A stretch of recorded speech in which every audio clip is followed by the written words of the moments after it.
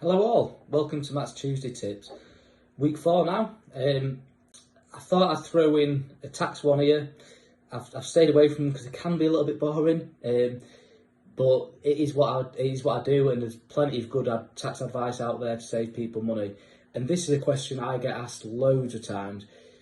We like to call it in the industry a bit of a Monday morning question, which means someone's been down the pub at the weekend, client's been down the pub, they've been speaking to someone and they're getting some tax advice from someone who's had a few beers, tells them what they're doing in the company, and generally the advice is wrong.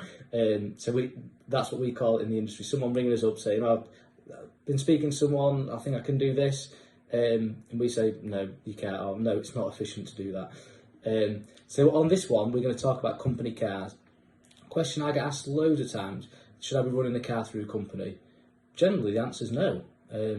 So I could end the tip there, but I'm going to explain why the answer is no. So HMRC don't really like company cars. They're obviously not good for the environment. So HMRC tax the hell out of them, basically. What I'm going to do is I'm going to run through a very quick, basic example to try and highlight why you don't run company cars through the company. So how HMRC calculate the tax charge is they take the list price of the vehicle when it was new and they multiply that by a percentage based on CO2 emissions. So note how I said list price when new. So if you're driving around in a rusty banger that's now worth 500 quid, but 20 years ago cost 20 grand, you're going to be paying tax each year more than that vehicle's actually worth. So then the other element is CO2 emissions. So I've got our handy Forrester Boyd tax card here, available on PDF. If anyone does want one, just let me know. But what you can see here is the actual CO2 emission charge. So you see 160 and above, 37%. And then you work backwards for every 5. So 155, 36%, 150, 35%, 145, 34, 140, 33, and so on. So if I take an example of 140 CO2 emissions, that would be 33%. So 33% you'd multiply by the list price of a vehicle when it was new. So let's look at an average car, maybe, say 25 grand when it was new, times that by 33%. Each year your benefit in kind charge will be £8,250.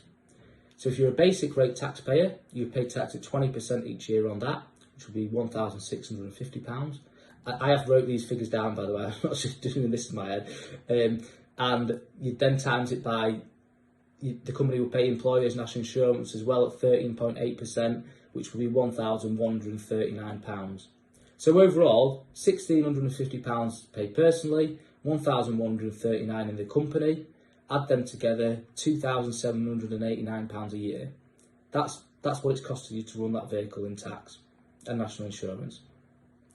Now, an alternative way to do it, say you're paying for that car monthly on HP alone or whatever, that vehicle might cost you, say, £250 a month. Maybe more, but we'll say £250 a month.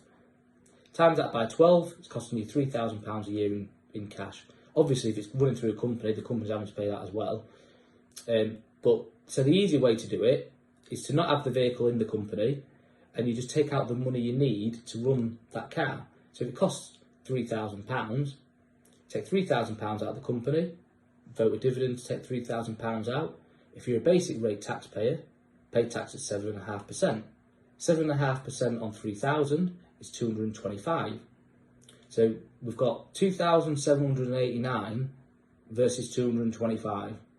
So you can tell it's a complete no-brainer.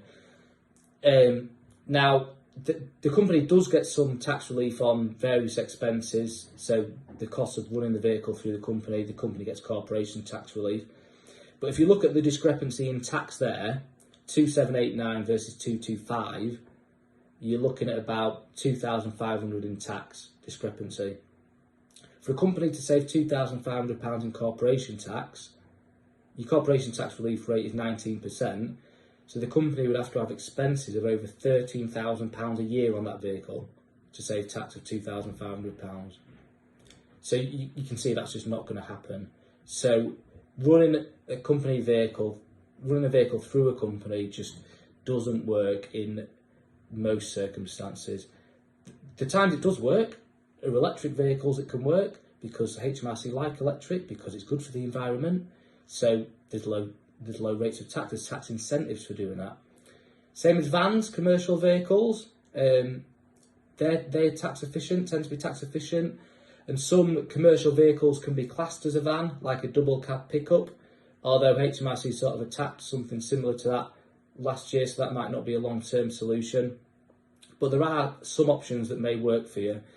Now, I will do a typical accountancy thing here and just throw a disclaimer out to say, anything you've heard today, I'm not responsible for, take no responsibility for. If you do want to check if you do think something, then always check it with your accountant. And that's it for today. So I'll see you next Tuesday.